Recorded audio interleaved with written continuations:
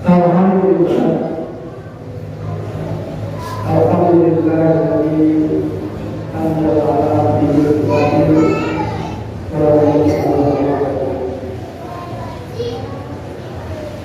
yang menurut saya syarikat ila umur wa syara'u ila alladzina ya'maluna sholihati adalah Syurga ila illallah wa la syarika lahu wa syarika Muhammadan rasulullah. Allahumma shalli ala Muhammad wa ala alihi wa sahbihi. Amma ba'd. Yusikum wa nafsi Allah ya ayyuhal ittaqullah ittaqullah haqqa tuqatih wa la tamutunna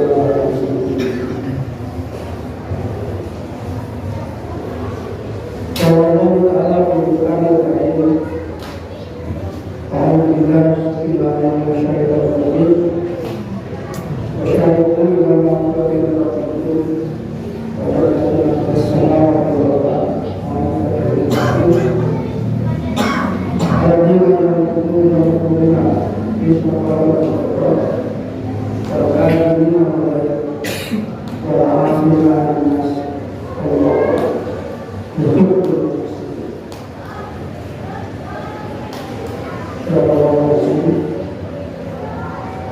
jamaah al-Fajr yang dimuliakan Allah. Pertama, kita panjatkan puji syukur kepada Allah karena sampai hari ini kita masih diberikan kesempatan oleh Allah, diberikan kesempatan waktu dalam keadaan sehat walafiat dan diberikan ketetapan yang benar sehingga hari ini alhamdulillah kita masih memiliki kesempatan untuk bisa hadir di majelis rumah Allah dalam rangka melaksanakan salah satu kewajiban kita sebagai muslim, yaitu melaksanakan sholat. Karena tidak sedikit saudara-saudara kita merasakan yang entah karena menyusul sholat ataupun juga karena memang belum mendapatkan belajar sehingga banyak yang tidak bisa memenuhi kewajibannya sebagai muslim, yaitu panggilan Allah sama-sama melaksanakan sholat. Mudah-mudahan dengan syukur yang selalu kita panjatkan, dengan syukur yang selalu kita lakukan, sekaligus menjadi ciri bahwa ini adalah merupakan bentuk taat. Karena di dalam firman-Nya Allah menyatakan, "La in syakartum la azidannakum wa la in kafartum fa adzab." Pilihannya hanya dua. Jika kalian bersyukur, azidannakum akan bertambah. Tapi apabila itu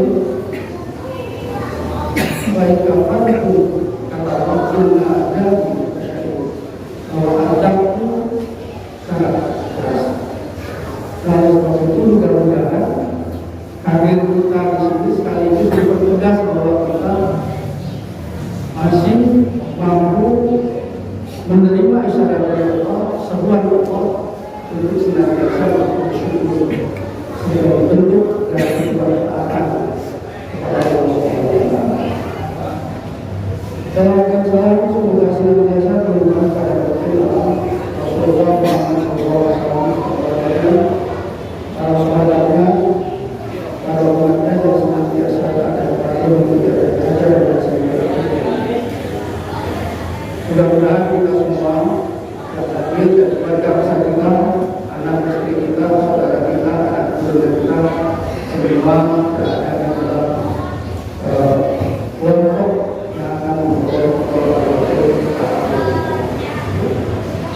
Jamaah Allah yang dimuliakan Allah,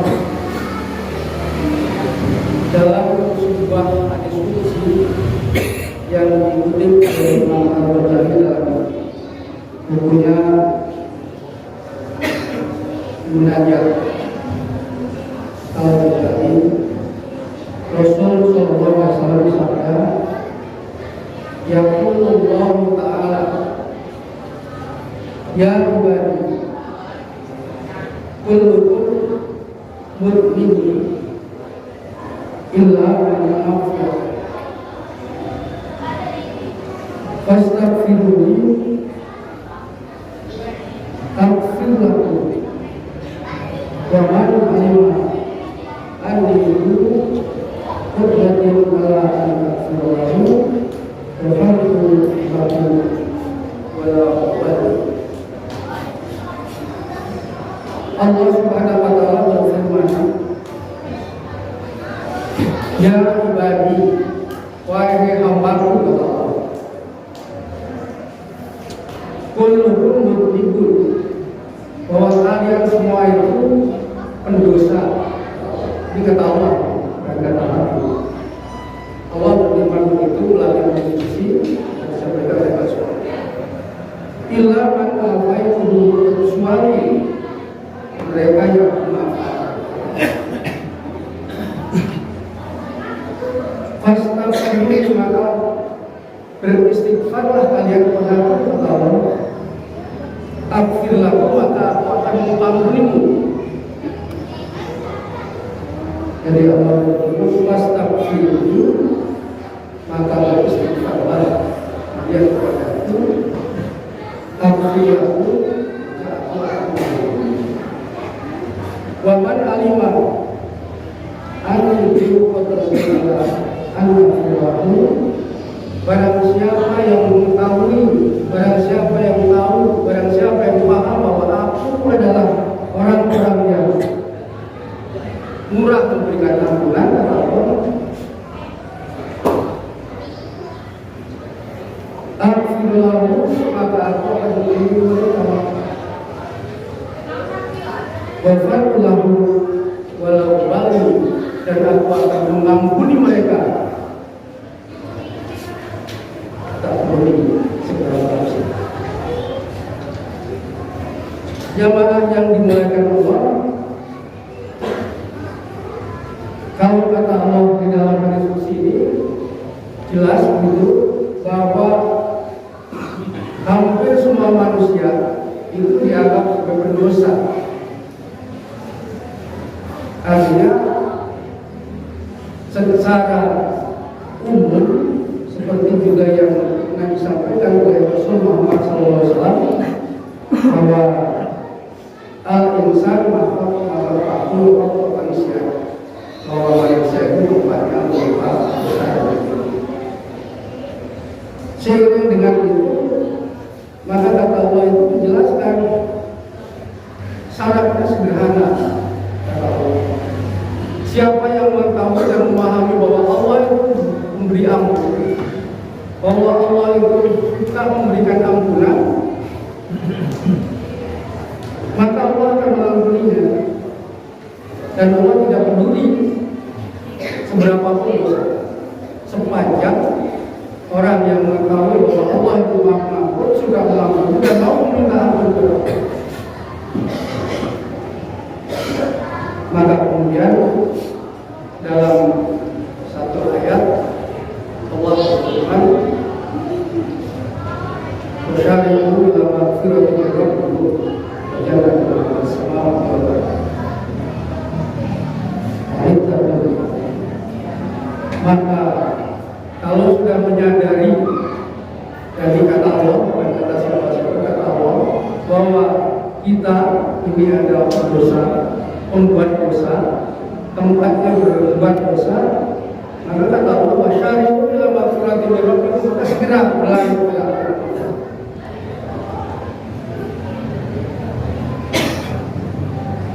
Yang mana Allah pemilik surga, arduhas samawati wal ardh, yang luasnya meliputi dunia dan langit.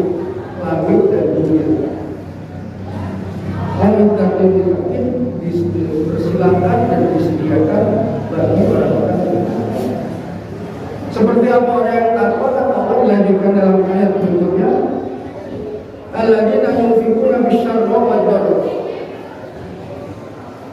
Orang yang muttaqin itu adalah orang yang gemar, yang suka, yang biasa yunfiqu, berinfak, menafkahkan harta. Infak itu pada umumnya adalah memberikan sesuatu yang kita miliki. Tetapi sesungguhnya yang kita miliki itu sebenarnya bukan hanya harta, hanya kebanyakan sebagian keumuman orang menerjemahkan, memaknai bahwa yunfiq itu adalah materi. Padahal kepemilikan yang dimiliki oleh seseorang itu macam-macam. Ada skill, ada pengetahuan, ada ilmu, ada tenaga.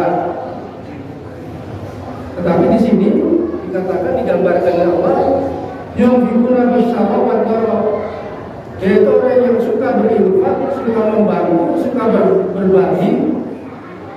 Bisyarri ketika dia dalam keadaan lapar.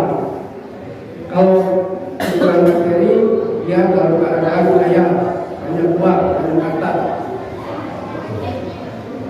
Kalau dalam keadaan fisik, kondisi mungkin dalam keadaan sehat, dan seterusnya. Wadoro, dan juga ketika dalam keadaan susah. Jadi di situ digambarkan oleh Allah, orang-orang yang muttaqin itu adalah orang yang suka berinfak, suka berbagi. Berbagi itu menjadi kebiasaan, menjadi habit, itu menjadi kesenangan. Maka dia akan melakukan, apalagi dalam keadaan senang, apalagi dalam keadaan lapar. Ketika susah itu, orang yang muttaqin itu akan selalu berbagi, peduli pada kasih. Yang kedua, al-qadimin al-ghaib. Orang yang muttaqin itu adalah orang-orang yang qadimin al-ghaib, menahan amarah, tidak mudah marah.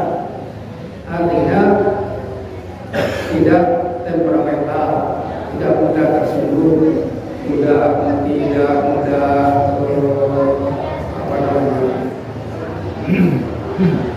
pokoknya orang yang mampu menahan amarah walaupun dia bisa. Bayangkan kalau orang yang bisa tetapi tidak dilakukan karena dia menahan, karena dia takut pada Allah, itu adalah perbuatan yang luar biasa mulia.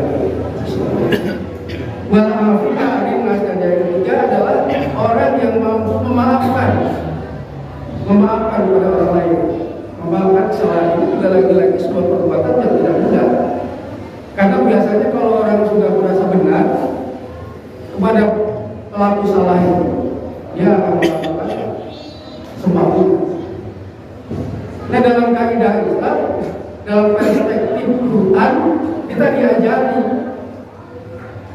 bahwa salah satu ciri orang yang muttaqin itu, satu dari orang yang suka berbagi dalam keadaan apapun, apalagi dalam keadaan senang, keadaan susah pun berbagi, peduli, itu adalah menjadi kebiasaan, menjadi habit.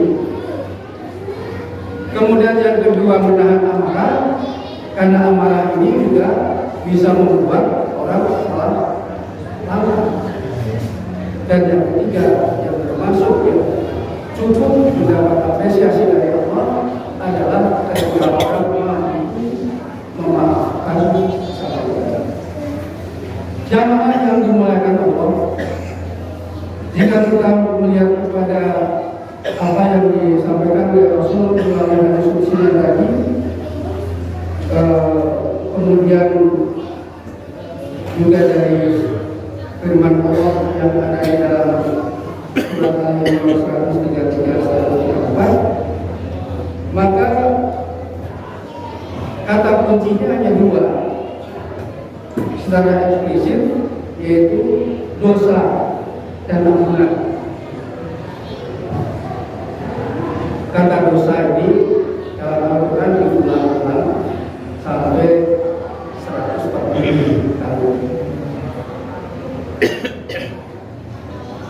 Sedangkan secara implisit ada pengertian yang mendalam, karena di situ ada proses bagaimana seseorang bisa melakukan upaya untuk mencari ampunan, dan itu tidak mudah.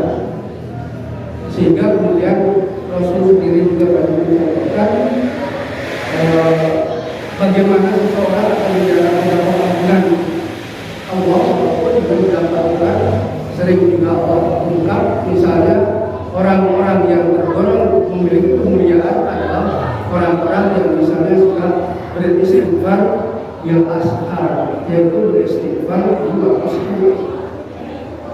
Jadi itu sesuatu sesuatu pengertian yang mencakup pada sebetulnya seperti yang unik.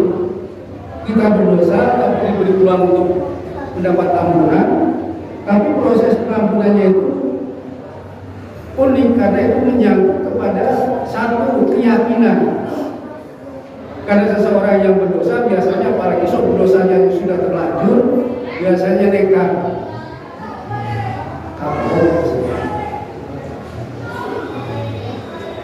Padahal itu Allah sudah memberikan tadi dalam hadis itu disebutkan bahwa begitu murahnya Allah, bahkan orang yang memahami bahwa Allah itu Maha Pengampun, kemudian kalau orang itu berusaha untuk meminta ampunan kepada Allah, beristighfar, maka Allah akan mengampuni, tidak peduli seberapa pun ada dosa. Tapi karena ini adalah merupakan sebuah bagian daripada keyakinan atau tidak, maka memang banyak hal yang menjadi hambatan. Misalnya Allah memberikan kesempatan ketika habis sholat fardu dicontohkan oleh Rasul, diberikan peluang untuk melakukan istighfar. Ringan sebetulnya, tetapi tidak mudah dilaksanakan karena ini menyangkut akidah, keyakinan. Yang kemudian karena keyakinan itu adalah bagian penting dari kehidupan dan menentu bagi masa depan orang itu sendiri, sehingga kemudian banyak gangguan yang dikenal dengan gangguan setan yang selalu menggoda. Begitu orang selesai sholat, seharusnya bisa sejenak untuk istighfar, dia cepat minta kesembuhan Allah. Atau di dalam dunia yang sudah modern seperti ini, gangguan juga tidak jauh, terkadang ada di dalam samping kita. Karena kita mau HP misalnya, saya ketika kemudian ketika selesai sholat dengan ucapan istighfar dia, tapi langsung buka HP. Itu juga bagian dari kemungkinan dianggap ringan, tetapi itu kebiasaan-kebiasaan yang memang juga menjadi bagian daripada mungkin skenario setan untuk mengganggu manusia agar manusia kehilangan konsentrasi, tidak memperbaiki diri dan mempersiapkan masa depan. Jamaah yang dimuliakan oleh Allah, beberapa ayat yang terkait dengan pengampunan Allah ini juga banyak. Misalnya di dalam Al-Imran 31 saya disitu disebutkan fattabi'uni yuhibbukumullah wa yaghfir lakum dzunubakum. Di situ Allah menyatakan wa yaghfir lakum dzunubakum, mengampuni dosa-dosa. Kemudian di dalam ayat lain, misalnya dalam surat Al-Hadid disebutkan ya ayyuhalladzina amanu taqullaha wa aminu rasul yu'tikum kiflaini min rahmatihi wa yaj'alakum nuran samsi wa yaghfir lakum dzunubakum. Allah juga menyatakan ampunan. Bahkan di dalam ayat lain misalnya dalam surat Al-Qur'an disebutkan bahwa yattaqillah yukaffir anhu sayyi'at wa yu'ti lahu ajran. Siapa yang takwa kepada Allah, ini kuncinya takwa. Takwa itu merupakan satu bentuk sikap manusia yang harus dicapai. Tingkat ketakwaan itu menjadi tujuan kita. Maka di sini dikatakan wa may yattaqillaha yukaffir anhu, maka ketika Allah menyatakan siapa yang bertakwa kepada Allah, yukaffir anhu, maka aku tulus.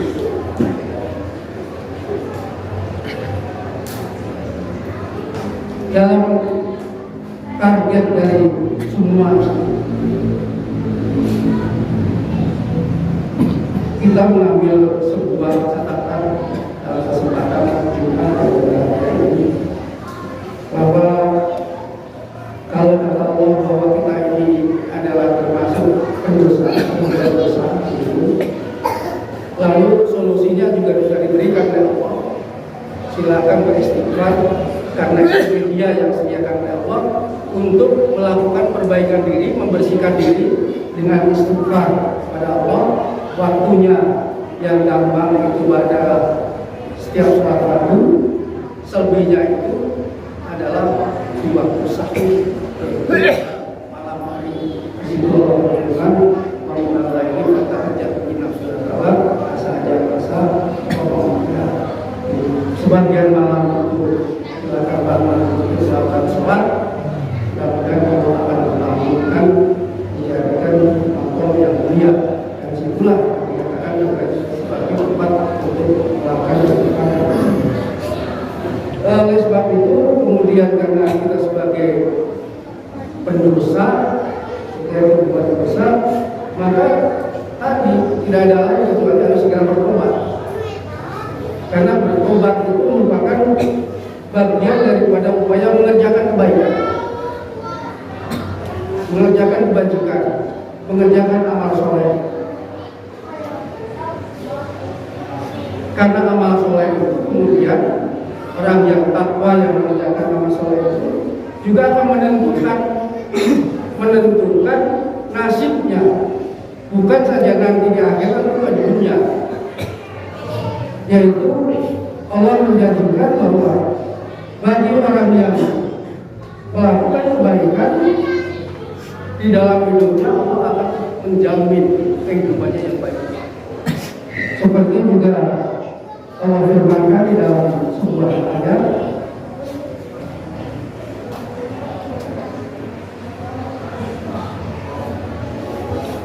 man amila sholihan min dzakarin aw unsa wa huwa mu'min falanuhyiyannahu hayatan thayyibah.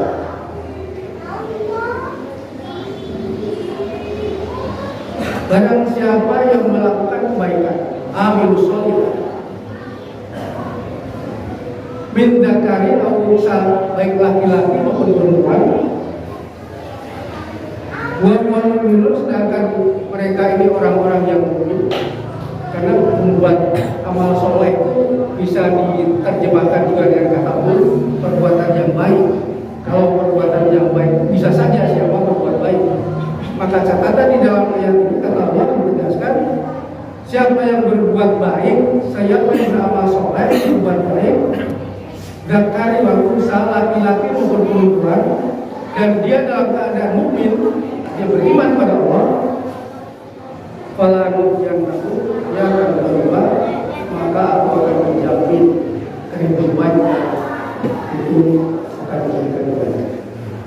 Kehidupan yang baik bisa bermakna luas, tetapi ukuran-ukuran yang umum biasanya diartikan kehidupan yang baik adalah baik secara finansial, biasanya begitu. Dan itu tidak menyalahi karena memang kehidupan manusia seperti itu. Kebutuhan finansial itu menjadi keniscayaan. Walaupun uang, harta bukan segalanya, tapi kondisi seperti saat ini, dalam kondisi yang sudah serba carut marut ini, walaupun uang atau harta bukan segalanya, tapi hari ini segala-galanya itu realitas kehidupan saya. Oleh sebab itu, dalam kesempatan yang berbahagia ini, saya sebagai khotib pada hari ini mengajak pada jamaah al-fajar yang dimuliakan Allah, marilah kita sadar bahwa di kehidupan hari ini, terutama sebagai bangsa Indonesia, disebut dengan NKRI, hari ini kita sedang mengalami berbagai kejadian yang luar biasa. Saudara-saudara kita di belahan Sumatera sana hari ini sedang diuji oleh Allah, menjadi target ujian Allah. Ditargetkan hari ini diuji. Satu sisi kita bersyukur karena ujiannya tidak kita. Kalau kita nggak tahu seperti apa ujiannya, ada yang saudara kita. Bahkan kondisi saat ini ada satu wilayah yang hari ini hidup tanpa listrik, tanpa gas, tanpa bensin, karena nggak bisa terjaga. Sudah sekian hari sejak kejadian sampai hari ini mereka masih menderita kegelapan dengan segala macam. Mungkin itu bagian daripada apakah itu peringatan dari Allah ataukah itu ujian dari Allah. Karena memang ketika kita mencoba untuk menelaah beberapa ayat, Allah juga berjanji. Dalam sebuah ayat di surat Al-Baqarah disebutkan bahwa ketika orang-orang musyrik itu berkata kepada Allah, ya Allah, sekiranya itu Quran itu betul-betul wahyu darimu, maka hujanilah batu atau adablah dengan adab. Tapi Allah berfirman di dalam ayat selanjutnya, Allah tidak akan menghukum mereka selama engkau Muhammad masih bersama mereka, atau Allah akan menahan adabnya selama masih ada orang-orang yang beristighfar. Surat An-Nahl ayat 32. Jadi oleh sebab itu, di satu sisi kita prihatin, kita berdoa kepada saudara kita yang sedang bersama musibah, mudah-mudahan mereka diberikan kekuatan, keimanan yang teguh, keyakinan yang kuat, kesabaran dalam menjalankan, mudah-mudahan mereka mendapatkan kebaikan dari apa yang terjadi atau ujian yang mereka terjadi. Dan kita bersyukur, dan saya mengajak dari atas mimbar yang mulia ini, mengajak apalagi sudah dijelaskan oleh Allah kita ini berdosa, mari kita banyak istighfar. Barangkali setidaknya kalau kita banyak melakukan istighfar, maka satu, Allah berjanji akan mengampuni, dan yang kedua Allah berjanji sepanjang ada orang yang beristighfar, maka Allah akan menahan untuk memberikan musibah. Mudah-mudahan istighfar kita selain bisa membersihkan dosa kita, sekaligus juga bisa menahan. Mudah-mudahan Allah tidak akan memberikan adab di sekeliling kita. Karena kalau adab itu turun, bukan hanya orang yang berdosa, bukan orang-orang yang maksiat, bukan orang-orang yang suka berbuat luar ketentuan Allah, tetapi termasuk orang-orang yang beriman. Mudah-mudahan kita senantiasa